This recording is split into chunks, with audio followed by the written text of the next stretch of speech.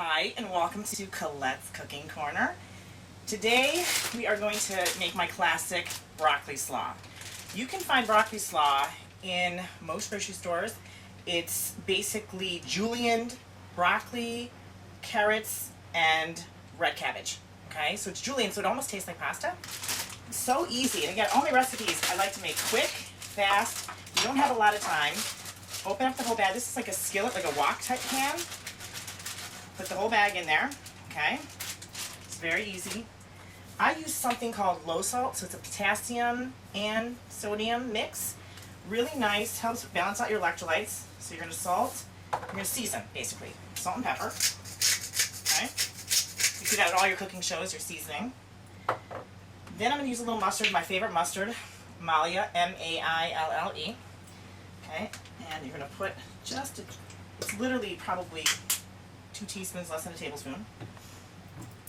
Very little soy sauce, maybe like a capful, because actually it's gonna steam in its own juices, and you don't want it to be too watery.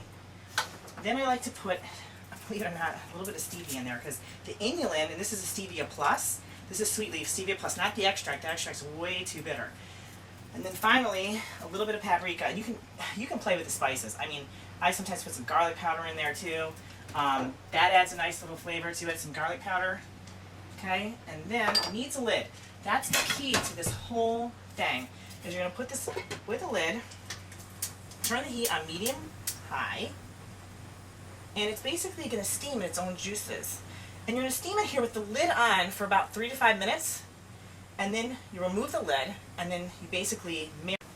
So once I remove the lid, the steam is actually cooking the vegetables. If you come in here, you'll see. Now I'm getting the marrying basically of all the mustard, the garlic powder, a little bit of soy sauce. And I'm cooking it a little bit al dente.